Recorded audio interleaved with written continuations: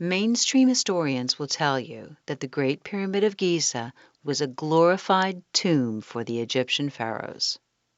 The only monument left of the original seven wonders of the world, this structure was created with impeccable mathematical precision and is a unique, mysterious feat of construction and of engineering. There's only one problem. The Great Pyramid has none of the characteristics of tombs, including extravagant artifacts, ornate wall art, sealed entrances, elaborate coffins, or even mummies themselves. It was, however, built with unique materials, the same materials that are used today for electrical conductivity. These facts are leading more and more historians to believe the pyramids may have had a far more useful purpose. The Pyramid of Giza was not at all a tomb, but a power plant, generating and transmitting electricity to the civilization surrounding it. Impossible? Join the universe inside you for a closer look.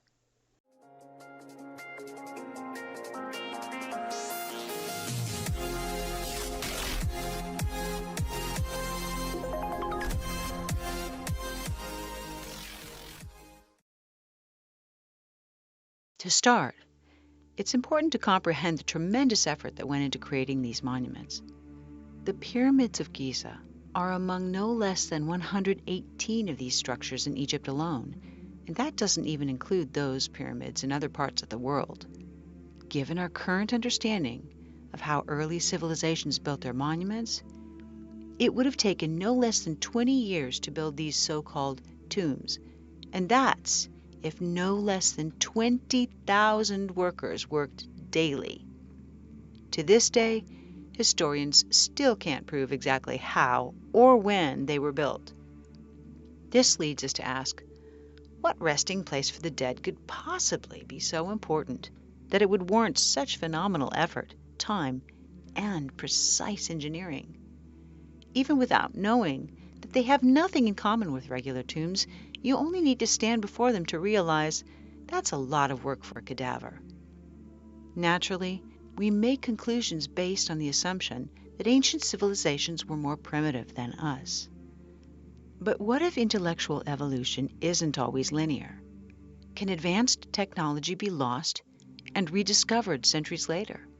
Is it possible that an ancient culture had knowledge of and used electrical power? To know for sure, let's look at another case where technology of power generation appears to have been used and then forgotten. We know Edison and Tesla brought electricity into common use moving into the 20th century.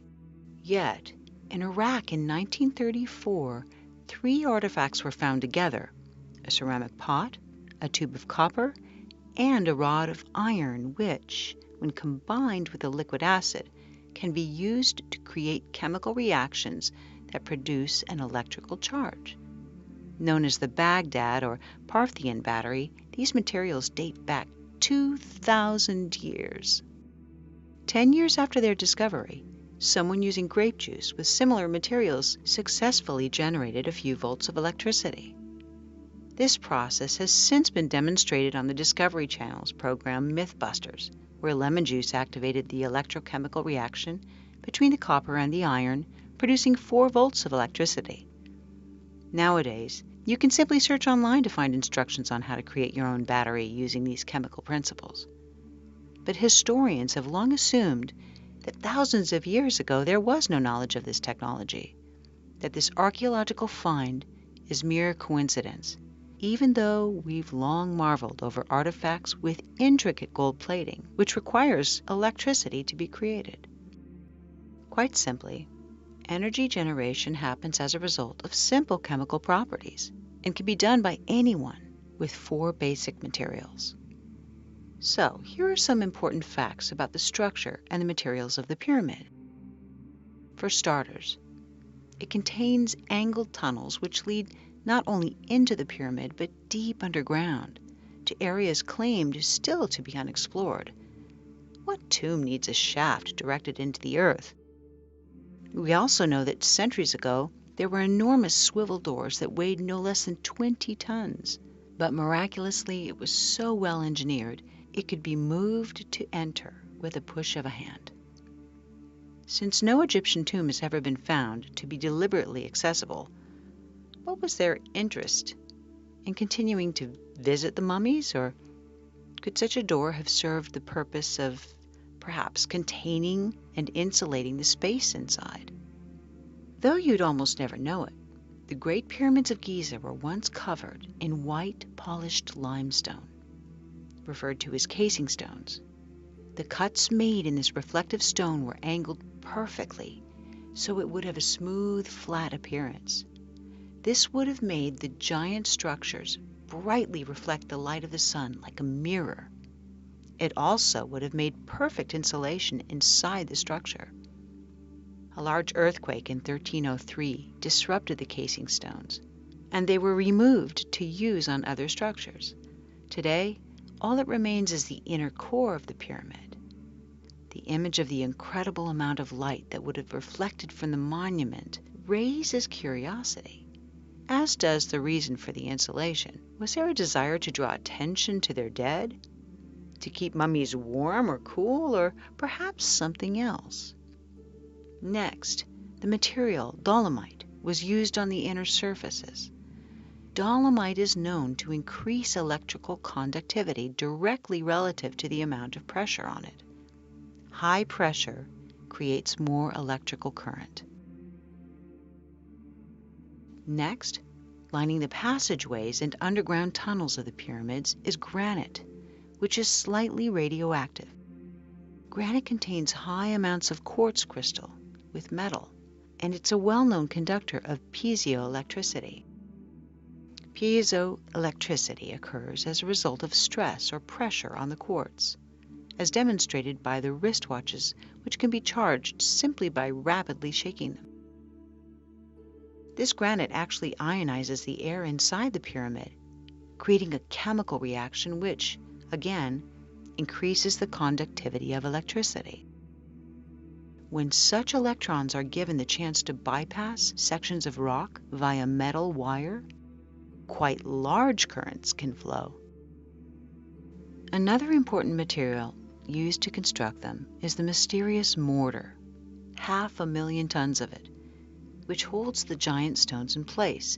Though it's been analyzed many times, modern technology has yet to exactly recreate this gypsum, which comes from sediment.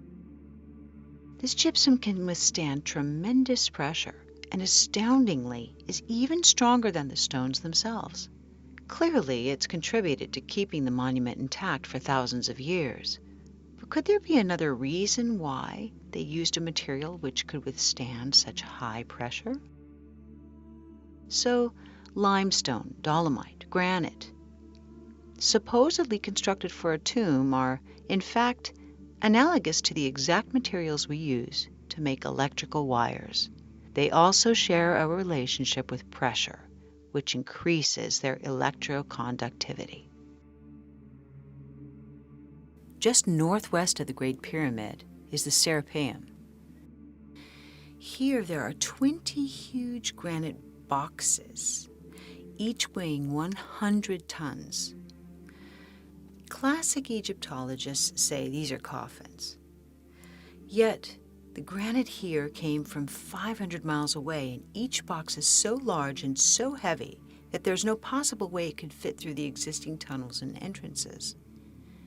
These supposed sarcophagi were therefore somehow built into the structure with such precision they are within a 10,000th of an inch of being perfectly flat. In the meantime, any electrical engineer will explain that a container serving as an energy capacitor or battery must be made entirely of the same substance, so there's no interruption in the magnetic field. Could these boxes be just that?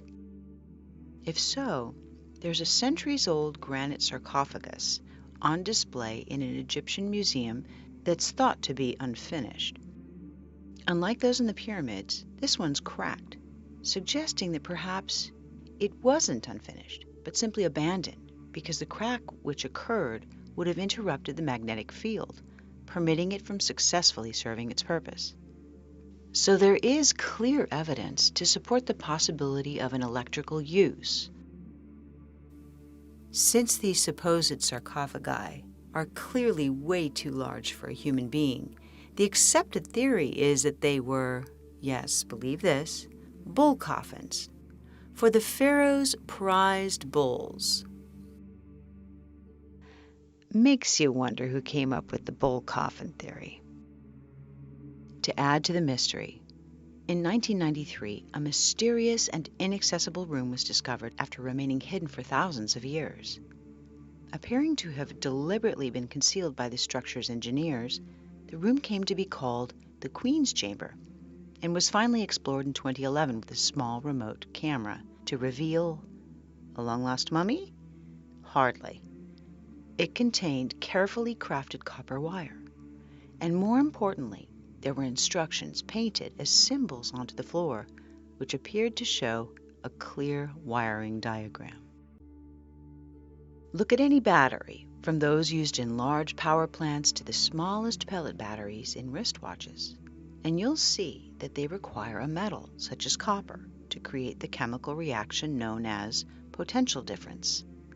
You can run an electric current through copper wire, and the coil will produce a short-range magnetic field. Add a second coil, and the power is transferred from one coil to the other. A windowless room with copper wirings could create a higher potential on one wall, which transfers energy to the lower potential on the other wall, consequentially releasing electromagnetic energy into the confined space of the so-called Queen's Chamber. Sadly, these wires have since disappeared entirely, and mainstream Egyptologists claim there's no functionality whatsoever to this room, as they also claim there's no functionality of anything in this structure beyond the ways it serves as a tomb. Good place to note, however, that the foremost Egyptologist, Zahi Hawass, was indicted for theft of Egyptian antiquities. It could still be argued that the electrical materials used to construct the Great Pyramid are simply coincidental, because an energy generator still requires a catalyst from another source.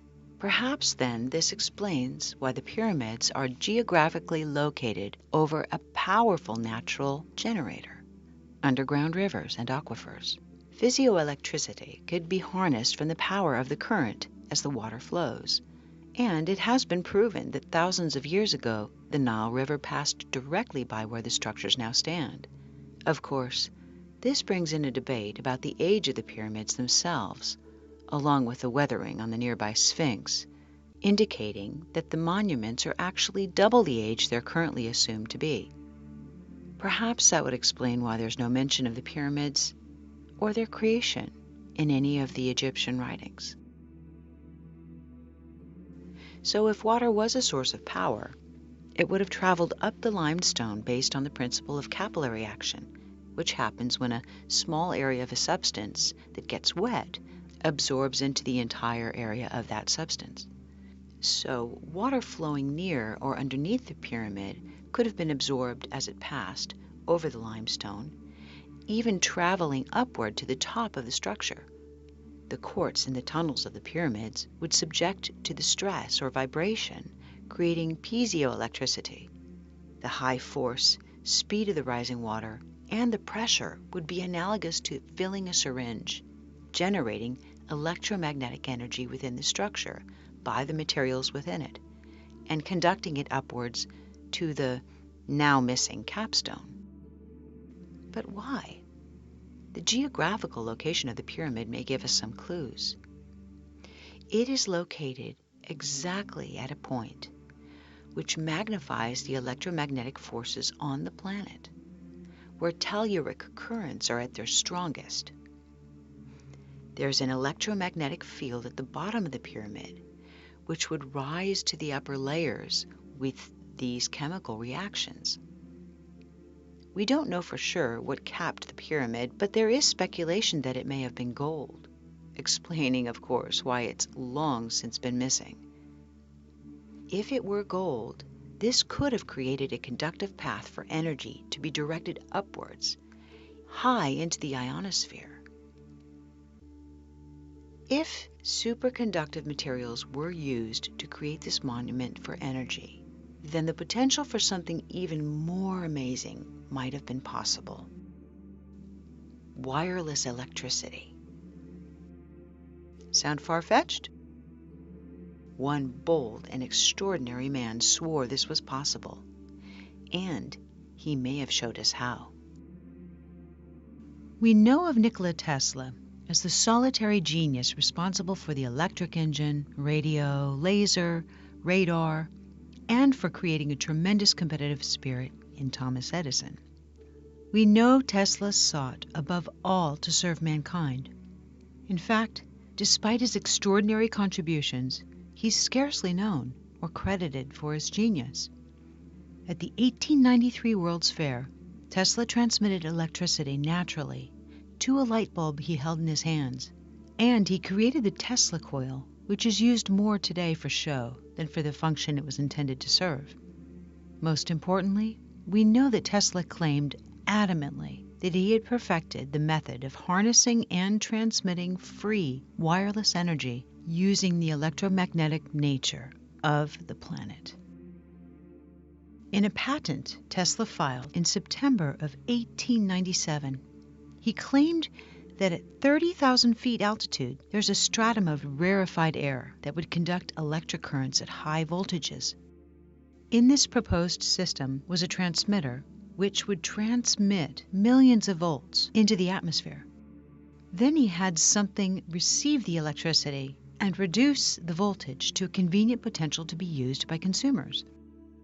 In an experiment the last week of July in 1903, nearby residents claimed to have witnessed Tesla successfully conduct his experiment at the Wardensife Tower, while Tesla himself, sharing his new method of conductivity, said that it lit up the night sky as if it were a giant fluorescent tube. It's even been said that he successfully wirelessly transmitted pictures and sounds. Though all of his work has been mercilessly destroyed, this cannot be proven. Sadly, Tesla's technology was confiscated shortly after his death. He died in poverty, and the U.S. government destroyed his tower, claiming it was being used by German spies. Had Tesla succeeded in his mission, the distribution of power on this planet would have been very different today. Compare Tesla's technology to the pyramids, the location, height, and electromagnetic materials. We've seen induction between copper wires work for short distances. For a long-distance transfer, the same principle can be applied when acoustic energy is converted to kinetic energy, and the frequencies match. The way an opera singer can shatter a glass when the sound wave he is singing matches the resonant frequency of the glass. So if there's a magnetically oscillating current and you create a second possessing the same frequency, the wireless transmission can pass through solid materials and through long distances. The frequency which would have been released from the pyramid would have to have been matched in the surrounding area. Perhaps this would explain the obelisks, the tall monuments which could be acting as receivers, particularly if there's a quartz stone at the top of them. This would also explain the ancient carvings in Egypt, which so clearly indicate light sources it's boggling to think anyone would even argue it. In the Hathor Temple, the Dendera light is one such image. It perfectly resembles modern electrical technology, showing a wire inside of a bulb-like area and a box which appears to be a receiver. Across from this carving is a similar image, but the system appears to be falling into the hands of a reptilian-looking being, as though it's a warning of the potential to abuse this technology. Mainstream historians scoff and make more primitive conclusions, but still, the pyramids show no sign of soot from flame torches. Instead, there are multiple carvings which show these antenna-like objects that appear to be a transmitter, near another object shaped like the famous symbol, the Ankh, which appears to be the receiver. Given all this, it seems so much more believable that the Great Pyramid functioned using the same principles and conditions as Tesla sought to demonstrate, that they conducted and directed electromagnetic energy into the ionosphere, where it generated and transmitted electricity wirelessly. to receivers within the civilization. We've long believed that the pyramids were just tombs, but this theory raises more questions than it answers. Why do they have nothing in common with other tombs? Why the unique construction materials made to build it, including the very materials required for conducting power? Why the oversized granite boxes proven to have never contained any mummies, or the ones that are clearly too large for humans? Why the alignment with the North Pole, the 20-ton swivel doors, intricate tunnels and chambers, shafts, and areas still yet to be discovered? Why is there no soot from fire torches anywhere inside the structure? And why do the tunnels protrude deep into the earth? These mysteries still elude our understanding, but more and more people are accepting the possibility that the Great Pyramid of Giza had a more important function than we understand. We know there is a heightened electromagnetic measurement around the pyramid that's equivalent to that made in an electrical storm. We also know that if you look at them from space, you can see that they're actually 8-sided, not 4-sided, and that there are strange heat spots observable only with special equipment.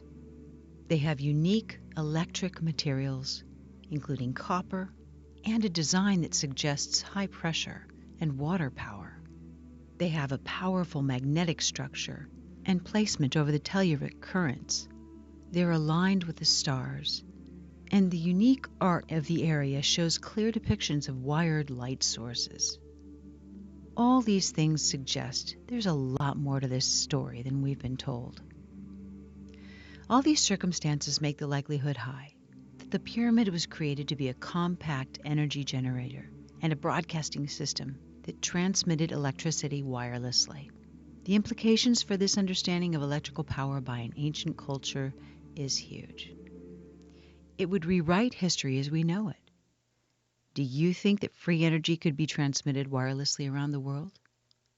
And whether or not you do believe that, do you think that if it really could do that, we would actually know about it? Thank you for watching, and hit the like button if you enjoyed this video. If you're new, please hit subscribe and the bell next to it to be notified of future releases.